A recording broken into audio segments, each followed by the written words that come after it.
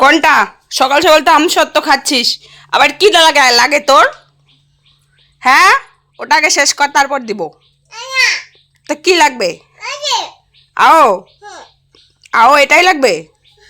কোথায়?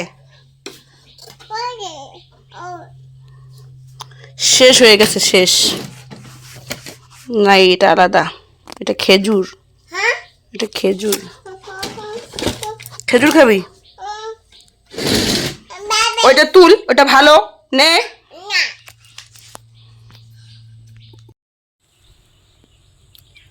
নমস্কার, আমি পম্পি।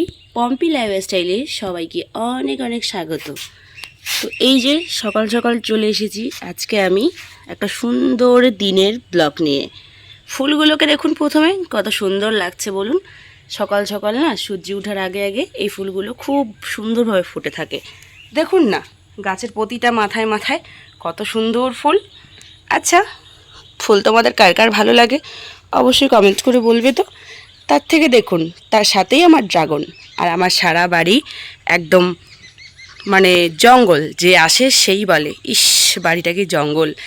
একটুখানি খুঁটিয়ে খুঁটিয়ে দেখুন তো, আমার বাড়ির যে চারিদিকে জঙ্গল, এই জঙ্গলের মধ্যে কোনটা অখাদ্য কুখাদ্য বা বেদরকারি গাছ। এই দেখুন, এখানে না 3 থেকে 4 রকমের লঙ্কা আছে, এখানে ওইখানে। আর এখানে দেখো সিম আছে, তারপরে হচ্ছে মুগ ডালটা যে আছে, ওই মুগ ডালের গাছ, এই যে বড়গুলো। এখানে কিন্তু প্রত্যেকটা মূলা হয়েছে, মানে মূলার গাছ, ঠিক আছে। মূলার বীজ ছিটিয়েছি, এই দেখো লাল লাল, সেগুলোই কিন্তু এখানে হয়ে গেছে। তো বর তো লাগিয়েছে ওইদিকে জমিগুলোতে, মানে বিঘাখানেক। আর এদিকে হচ্ছে আমি ওখান থেকে 1 মুঠ নিয়ে এখানে ফেলেছি। কত সুন্দর হয়েছে দেখুন, মানে এমনি জাস্ট ট্রাই করার জন্য।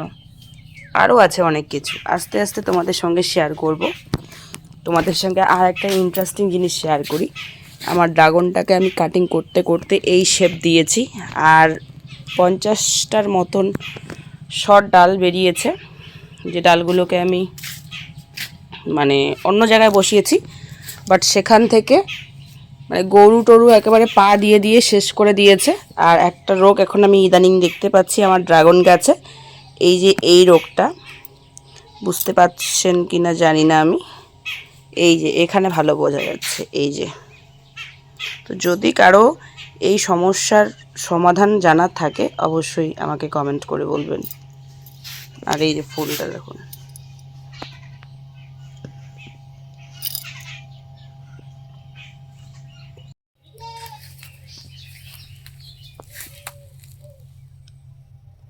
আমি যদি চারিদিকটা জঙ্গল করেই রাখি তাহলে এগুলো কি? তো এগুলোর গাছ থাকলে তো অবভিয়াসলি জঙ্গল হবেই। কত সুন্দর লাগছে। চলুন আর একটা জিনিস শেয়ার করি। এখানে আমি লাউ, শসা, চাল কুমড়ো, বিভিন্ন 8 থেকে 9টা রকমের বীজ লাগিয়েছি, যে এখানে হোক, তারপরে এখান থেকে সরিয়ে আমি অন্য জায়গায় লাগাবো। এই যে একটা, এটা কি হচ্ছে আমি জানি না, এই যে এটা, তারপরে এখানে একটা হচ্ছে। আর এখান থেকে যেগুলো হয়েছে আমার মনে হয় ওগুলো ব্যাঙ হবে, ব্যাঙের কাণ্ড খেয়ে নিয়েছে মাথাগুলো।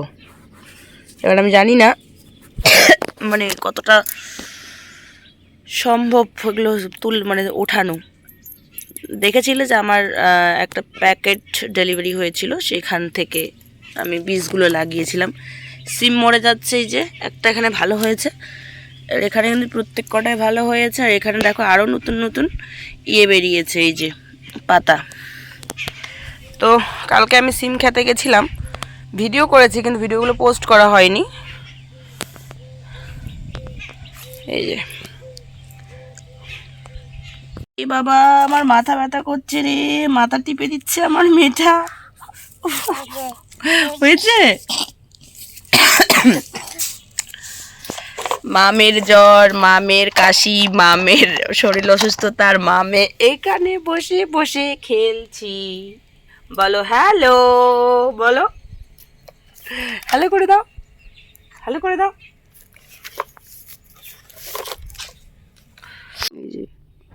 প্যাক প্যাক কেউ জল খাওয়াচ্ছে, কি বলবে খালি শোনো। কেন মারছো? কেন মারছো? কেন কেন কি হয়েছে ওর? জ্বর? জ্বর আসছে? ও মা, ওষুধ খাচ্ছে? ওষুধ কি খাচ্ছে? ওষুধ খাচ্ছে মা? ওষুধ খাচ্ছে? হ্যাঁ, এদিকে বসো, এদিকে বসে বসে ওষুধ খাওয়াও। এই এদিকে বসে বসে ওষুধ খাওয়াও। কেন মারছো? কেন মারছো? হুম, কি ওটা কি?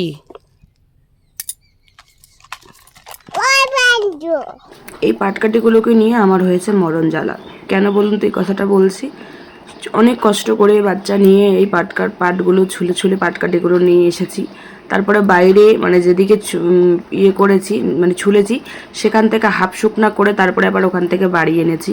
বাড়ি এনে এই যে যখনই রোদের দেখা মিলে তখনই উঠানের মধ্যে যেহেতু রোদ পায় উঠানের মধ্যে মেলে দেই, আবার একটু আকাশটা রঙ্গি ভঙ্গি শুরু করে তারপরে আবার এগুলোকে আবার ঢোকাই। আর কতবার যে এইগুলো নাড়ার পর স্নান করতে হয়, শরীরে কুটরা কুটুরি কত কিছু যে হয়, পিঁপড়াও ধরে, মানে এই সব জিনিস কি বলো তো, সুখে মানে শান্তিতে 2টা দিন রান্না বান্না করব, আগুন জ্বালাবো, তার জন্য এই কষ্টগুলো করতে হয়। তো আমার তো গ্যাসটা সেরকমভাবে আমি গ্যাসে রান্না করি না, আমাকে যত উনুনে রান্না করতে হয়, তাই একটু কষ্ট তো করতেই হবে। তারপরে ঘরে চলে এসেছি, মেয়েকে ঘুম পাড়িয়ে দিয়েছি।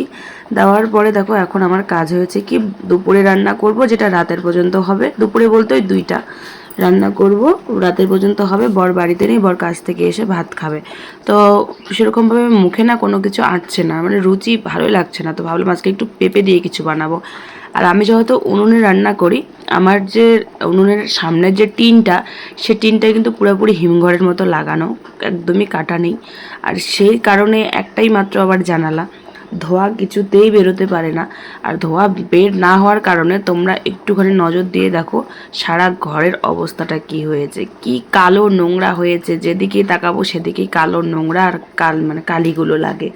ঘরে একটা থালা বাসন থাকলে সেটাও কালো হয়ে যায়। বাবা খাওয়া দাওয়া করে এখান থেকে বেরোলো, আকাশটা দেখো কি খারাপ করেছে। আর আমি পাটকাঠিগুলো তখন যে শুকাতে দিয়েছিলাম সেগুলো একে একে ঘরে রেখে দিলাম। আর আমার প্রায় রান্নাটা হয়ে এসছে। তো আমি এখন মানে দিশা পাচ্ছি না যে এই মুহূর্তে যদি বৃষ্টি আসে তাহলে আমার অনেক কাজ আছে, সেগুলো আমার এখনও পড়ে রয়েছে, আমি কাজ কমপ্লিট করতে পারিনি। কি করব না করব ভেবে পাচ্ছিলাম না। তো এই যে এগুলো এই পাখাটা মানে কলে পাড়ে পাখার মধ্যে ওগুলো বিছিয়ে দেওয়ার একটাই কারণ, সেটা হচ্ছে এগুলো একটু ধোয়া হবে। আমরা তো সবসময় কলে জল টল ফেলি, তাই ধোয়া হবে। আর এদিকে এই ছোটো ছোটো পাটকাঠিগুলোকে তুলবো, আর এই পাটকাঠিগুলোকে দিয়েই মানে রান্না করব, উনুন ধরাবো। তো এখন যে বাবা যে কোথায় গেল মেয়েকে নিয়ে সেটা আর মানে বুঝে উঠতে পারলাম না। তো আমিও যাব গরু আনতে, এখন ভাবছিলাম যে বাবা আবার গেল নাকি।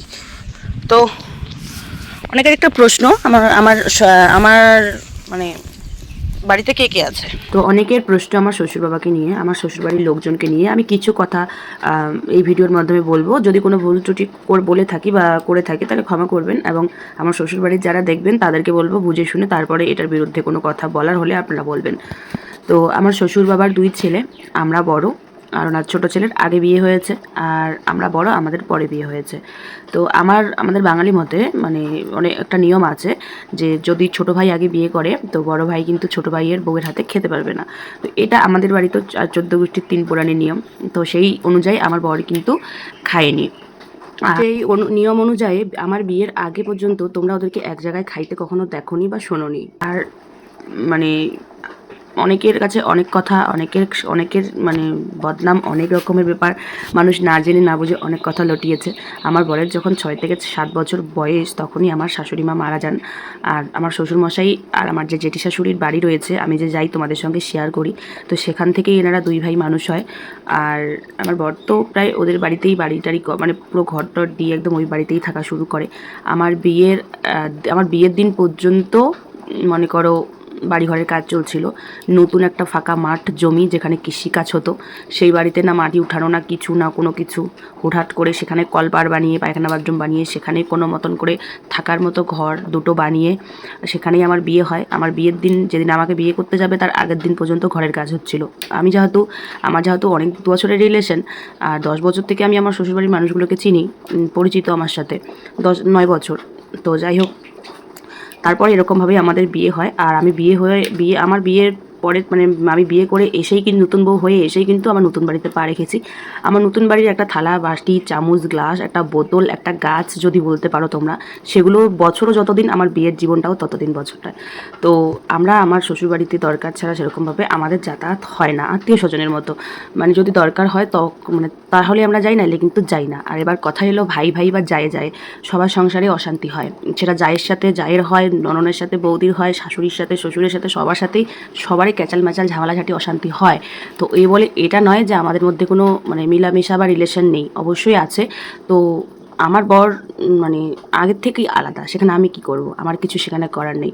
যেখানে ওর ব্যক্তিগত দিক থেকে তার ফ্যামিলির সঙ্গে মিশতে চায় না, থাকতে চায় না, সেখানে আমি তো পরক্ষেত্রী, আমি তো ওর বউ, আমি তো পরের ঘরের মানুষ। তো আমাকে ওর আদেশ পালন করতেই হবে, ওর আদেশ মেনে চলাটা ওর সহধর্মী হিসাবে আমার কর্তব্য।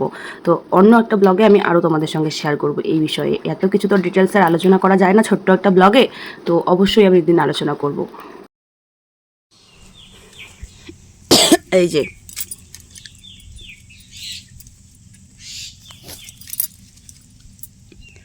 জানি না এরকমটা কেন হচ্ছে, সব লঙ্কার গাছ থেকে লঙ্কাগুলো মানে গাছগুলো মরে যাচ্ছে। এই দেখুন, এখানকার লঙ্কার গাছটা তো মরেই গেছে, আর এখানকার এই লঙ্কার গাছটাও মরে যাচ্ছে। প্রচুর লঙ্কা হয়, এগুলো খুব ঝাল হয়। এখন কটা তুলে নিয়ে আসলাম, মরেই যাচ্ছে গাছটা। আকাশের অবস্থা ভীষণ খারাপ, আর এখন ভিডিও করার মতো কোনো পরিস্থিতি থাকবে না আমার, বা নেই। চলো চটপট একদম কাজকর্মগুলো সেরে নেই, তারপর তোমাদের সঙ্গে যদি সময় পাই অবশ্যই ভিডিও শেয়ার করব। কিন্তু এখন আর ভিডিও শেয়ার করব না, কারণ আকাশ বৃষ্টি আসলে আমার একবারে ক্ষতি, মানে ক্ষতি হবে।